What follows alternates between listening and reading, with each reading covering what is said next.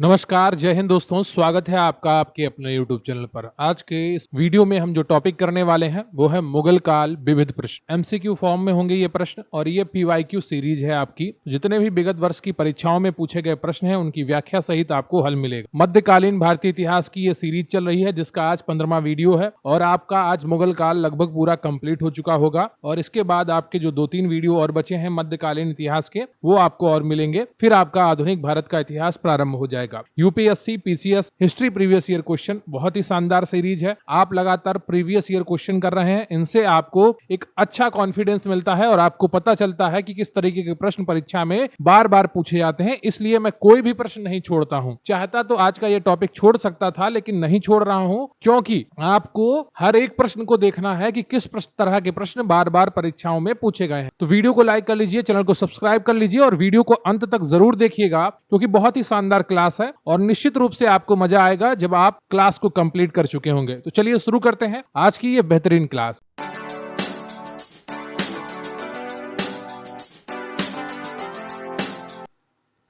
तो अभी जो हमारा टॉपिक है वो है मुगल काल और विविध। इस प्रकार के जो प्रश्न हैं वो हम करेंगे। पहला प्रश्न है आपका कि निम्नलिखित युग्मों में से कौन सा एक सही सुमेलित नहीं है। आईएस प्री 1999 एक तरफ शासक दिए गए हैं और दूसरी तरफ उनके दरबार में आए, उनके शासनकाल में आए यात्रियों के नाम हैं। बताइएगा कौन सा एक है जो सही सुमेलित नहीं है। जहांगीर के शासनकाल में विलियम हॉकिंस आया था, बिल्कुल सही है। क्या अकबर के शासनकाल में सर थॉमस रो आया था? नहीं, अकबर के नहीं, जहांगीर के शासनकाल में ही ये आया था। शाहजहां के शासनकाल में टेवरनियर आया था, बिल्कुल सही बात है। और औरंगजेब के शासनकाल में मनुची आया था। तो आपका बी ऑप्शन सही हो जाएगा जो सही सुमेलित नहीं है। अकबर की जगह यहाँ पर जहांगीर होता तो यह सही सुमेलित होता। अगला प्रश्न है आपका कि निम्नलिखित विदेशी यात्रियों में से किसने भारत के हीरों और हीरे की खदानों की विस्तृत रूप से चर्चा की है। आपके 4 ऑप्शन है, एक सही है, उसका आपको उत्तर देना है। आईएएस प्री 2018 का प्रश्न है। वीडियो को लाइक कर लीजिएगा और चैनल को सब्सक्राइब कर लीजिएगा। दूसरे का जो सही उत्तर है आपका वो है जिया बैप्टिस्ट टेवरनियर, ठीक है, इनका पूरा नाम था। इसी ने प्रसिद्ध जो भारतीय कोहिनूर हीरा है उसके बारे में भी जानकारी दी। है पेशे से जौहरी था। अगला प्रश्न है आपका कि यह कथन किसका है कि अकबर के शासन में इलाहाबाद में 40 स्तंभ युक्त मंजिल के निर्माण में 5000 से 20,000 लोगों ने 40 साल तक काम किया था। Manucci, Tavernier, William Finch, Abdul Hamid Lahori. BPSC pre 2018 का प्रश्न है और सही उत्तर का आपको चयन करना है। सही उत्तर है आपका सी, विलियम फिंच। विलियम फिंच के अनुसार इलाहाबाद स्थित पैलेस ऑफ 40 पिलर्स के निर्माण में 40 वर्ष लगे और इसके निर्माण हेतु 5000 से 20,000 लोगों ने काम किया। अगला प्रश्न है आपका चौथा और यहाँ पर आपको सूची 1 और सूची 2 दी गई है। एक तरफ यात्री हैं और उनके आने का समय दिया गया है और उसका आपको सही मिलान करना है। यूपी एआरओ प्री 2016 का प्रश्न। हॉकिंस का जो आने का समय था वो कौन सा था? वो 1608 से 1611 था। तो आपका ये कौन सा सही है? ऑप्शन ए का 2 किसमें है? 2 में है, तो एक और आपको ढूंढना पड़ेगा। टॉमस रो का जो आने का समय था वो था 1615 1619। आपको कई जगह थॉमस रो लिखे मिलेगा और कई जगह आपको टॉमस रो लिखा मिलेगा, तो उसमें आप कंफ्यूज मत होइएगा। 1615 से 1619। तो ए का 2 और बी का 1 किसमें है? ये भी आपका है। तो मनुची के बारे में आपको देखना पड़ेगा। मनुची 1653 से 1708 आया था, ये आपका चौथा हो जाएगा। और डी राल्फ फिंच आपका आया था 1585 से 1586। तो यहां पर जो आपका सही ऑप्शन है वो बी हो जाएगा। यूपी आरओ प्री एग्जाम 2016 का ये प्रश्न। अगला प्रश्न है आपका 5वां कि निम्नलिखित मुस्लिम शासकों का सही कालानुक्रम नीचे दिए गए कुट से चुनना। अहमद शाह अब्दाली, मोहम्मद शाह, जहांगीर, बहादुर शाह द्वितीय।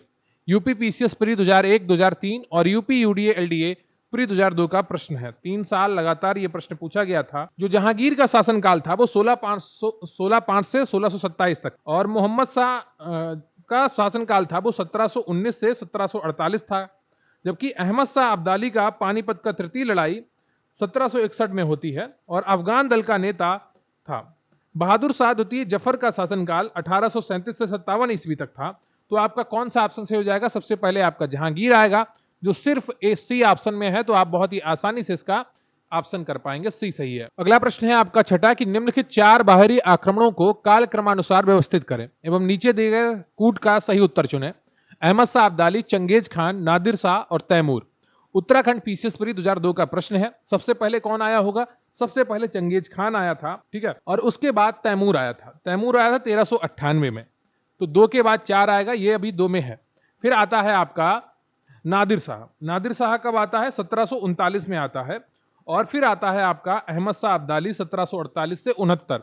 तो आपका यहां पर सी ऑप्शन सही हो जाएगा। अगला प्रश्न है आपका 7वां कि निम्नलिखित में से कौन से कथन सत्य है? अहमद शाह अब्दाली ने पानीपत का तृतीय युद्ध लड़ा, बाबर ने दिल्ली सल्तनत की स्थापना की, शाहजहां ने उत्तराधिकारी का युद्ध लड़ा, जहांगीर सौंदर्य तथा प्रकृति का प्रेमी था। यूपी पीसीएस पीएससी जीआईसी 2010 का प्रश्न। पहला जो है आपका कि अहमद शाह अब्दाली ने 1761 में पानीपत का तृतीय युद्ध लड़ा था, बिल्कुल सही बात है, और ये आपका मराठों के बीच में हुआ था। बाबर ने दिल्ली सल्तनत की स्थापना की, नहीं, बाबर ने मुगल वंश की स्थापना की थी, दिल्ली सल्तनत की नहीं करी थी। शाहजहां ने उत्तराधिकार का युद्ध लड़ा, और ये उत्तराधिकार की लड़ाई औरंगजेब के समय में आई, जब दारा शिकोह और शुजा और औरंगजेब के बीच में हुई थी। तो शाहजहां ने उत्तराधिकार की लड़ाई नहीं लड़ी। जहांगीर सौंदर्य तथा प्रकृति का प्रेमी था, बिल्कुल सही बात है। तो 1 और 4 आपका सही है, सी ऑप्शन यहां पर सही हो जाता है। अगला प्रश्न है आपका 8वां, और एक तरफ आपका आक्रमणकारी दिए गए हैं, दूसरी तरफ युद्ध, पहली तरफ आपका युद्ध दिए गए हैं और दूसरी तरफ आपका ईयर दिया गया है, और सही मिलान आपको करना है।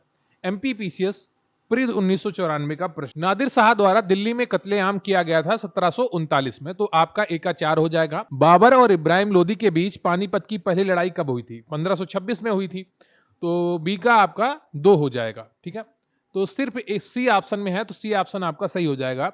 हेमू और अकबर के बीच पानीपत की दूसरी लड़ाई 1556 में हुई थी, और अहमद शाह अब्दाली और मराठों के बीच पानीपत की तीसरी लड़ाई 1761। बहुत ही आसानी से आप इन युद्धों को याद कर सकते हैं और बार बार परीक्षाओं में पूछे जाते हैं। अगला प्रश्न है आपका कि हेमचंद्र विक्रमादित्य भारतीय इतिहास में किस नाम से जाना जाता है? पूरनमल, मालदेव, राणा सांगा या हेमू? और इसका जो सही उत्तर है आपका वो डी हो जाएगा, हेमू। झारखंड पीसीएस प्री 2013 का प्रश्न। हेमू अथवा हेमराज मध्य युग के इतिहास में एक विशेष स्थान रखता है। तत्कालीन स्रोतों के अनुसार हेमू रेवाड़ी के बाजार में सोरा का व्यापारी था।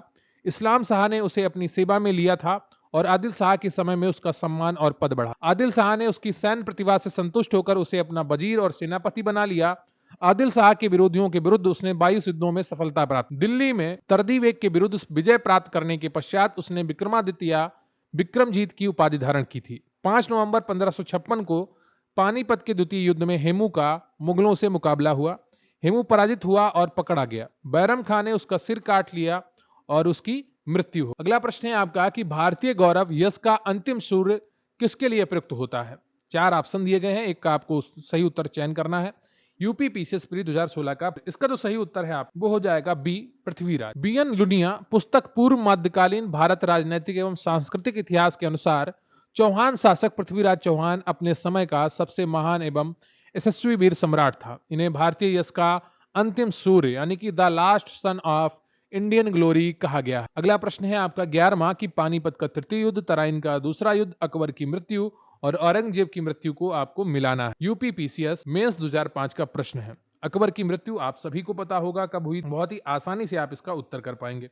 सबसे पहले देख लेते हैं तराइन का दूसरा युद्ध 1192। फिर बात करते हैं अकबर की मृत्यु की जो होती है 1605। फिर बात करेंगे हम औरंगजेब की मृत्यु की जो होती है 1707 ईस्वी में, और इसके अलावा पानीपत का तृतीय युद्ध 1761 में होता है। ए का 3 किसमें है? सिर्फ सी ऑप्शन में है। बहुत ही आसानी से आप इसका उत्तर कर पाते। यूपी पीसीएस मेंस 2005 का प्रश्न। अगला प्रश्न है आपका 12वां, सूची 1 को सूची 2 से मिलाना है। हल्दीघाटी युद्ध, बिलग्राम युद्ध, खुसरो का विद्रोह, खानवा का युद्ध।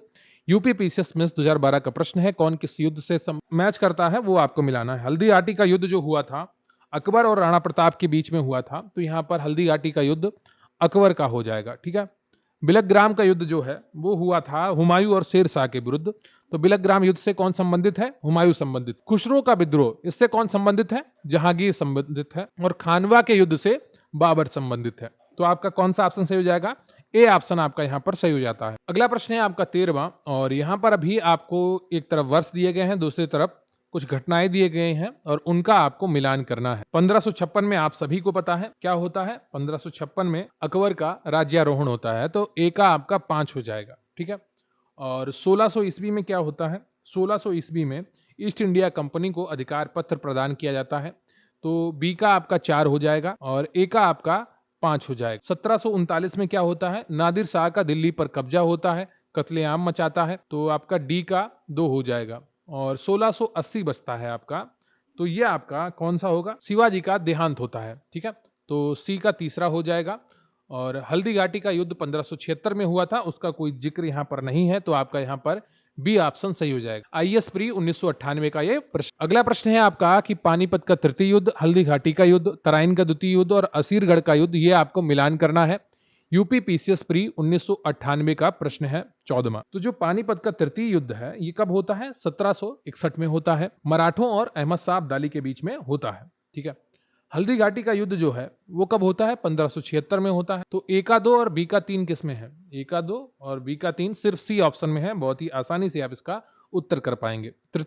जो तराइन का द्वितीय युद्ध है वो 1192 में हुआ था और असीरगढ़ का युद्ध 1601 में हुआ था। अगला प्रश्न है आपका कि निम्नलिखित में से कौन सी जोड़ी मुगल एवं मराठा कालीन युद्ध तथा वर्ष सुमेलित है? चौसा का युद्ध, हल्दी घाटी का युद्ध, कन्नौज का युद्ध, खाजवा का युद्ध या खेड़ा का युद्ध, कौन सी ऐसी जोड़ी है जो सुमेलित? छत्तीसगढ़ पीसेस प्री 2016 का प्रश्न है। 15वें का जो सही उत्तर है आपका वो सी हो जाएगा। हल्दी घाटी का युद्ध 1576 में होता है, ठीक है। हल्दी घाटी का युद्ध 1576 में महाराणा प्रताप और अकबर के सेनापति मान सिंह के मध्य लड़ा जाता है। चौसा का युद्ध जून 1539 में हुमायूं और शेर शाह के मध्य होता है। कन्नौज या बिलग्राम की लड़ाई 1540 में हुमायूं और शेर शाह के बीच में होती है।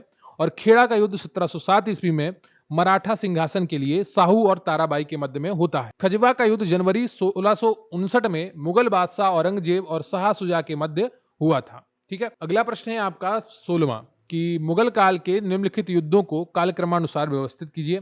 घाघरा का युद्ध है, खानवा का युद्ध है, चौसा का युद्ध है और सामूगढ़ का युद्ध है। छत्तीसगढ़ पीसीएस प्री 2008 का प्रश्न है और इनको आपको मिलान करना है। खानवा का युद्ध 1527 में होता है और बाबर और राणा सांगा के बीच में होता है, ठीक है। तो सबसे पहले खानवा का युद्ध आ जाएगा और उसके बाद कौन सा आएगा? उसके बाद आएगा घाघरा का युद्ध। 1529 में बाबर और महमूद लोदी के बीच में होता है, बाबर इसमें विजयी हो जाता है। फिर आएगा आपका 1, 2 के बाद 1, तो किसमें है? ये केवल ए ऑप्शन में है। और उसके बाद चौसा का युद्ध आता है जो आपका शेर शाह और हुमायूं के बीच में 1539 में होता है। और उसके बाद आता है आपका सामूगढ़ का युद्ध जो आपका औरंगजेब और मुराद की संयुक्त सेनाओं एवं दारा सिकोह के मध्य हुआ था, जिसमें दारा सिकोह पराजित हुआ था और यह 1658 में होता है। अगला प्रश्न है आपका 17वां। काल क्रमानुसार आपको युद्धों को फिर से व्यवस्थित करना है। कन्नौज का युद्ध, चंदेरी का युद्ध, तालीकोटा का युद्ध और चौसा का युद्ध। यूपी आरओ री एग्जाम प्री 2016 का प्रश्न है। चंदेरी का युद्ध 1528 में होता है और चौसा का युद्ध 1539 में होता है।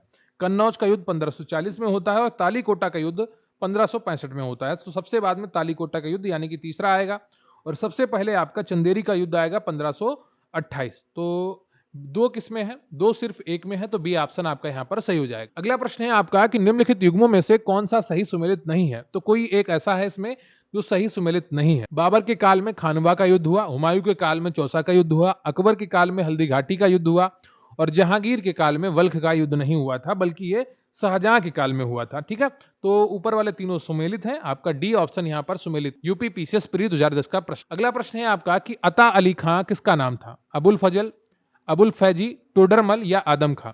छत्तीसगढ़ पीसीएस प्री 2014 का प्रश्न है और इसका जो सही उत्तर है आपका वो हो जाएगा ई, इनमें से कोई नहीं। तानसेन का प्रारंभिक नाम रामधनु पांडे था। इस्लाम धर्म में धर्मांतरण के पश्चात उनका नाम अता अली खां रखा गया। तो तानसेन का नाम बाद जब उन्होंने धर्मांतरण कर लिया तो उनका नाम अता अली खां रखा गया। अगला प्रश्न है आपका सूची 1 को सूची 2 से मिलाना है। इक्ता, जागीर, अमरम, मोकास, तो ये किसके काल के ये जो शब्द हैं किससे जुड़े हुए थे वो आपको मिलाने हैं। मराठे, दिल्ली के सुल्तान, मुगल और विजयनगर। आईएएस प्री 2000 का प्रश्न। दिल्ली सल्तनत काल में 1211 में इल्तुतमिश के राज्यारोहण के साथ शासनांतर के आधारशिला के रूप में भारत में इक्ता प्रथा प्रारंभ की गई थी। तो किसके काल में?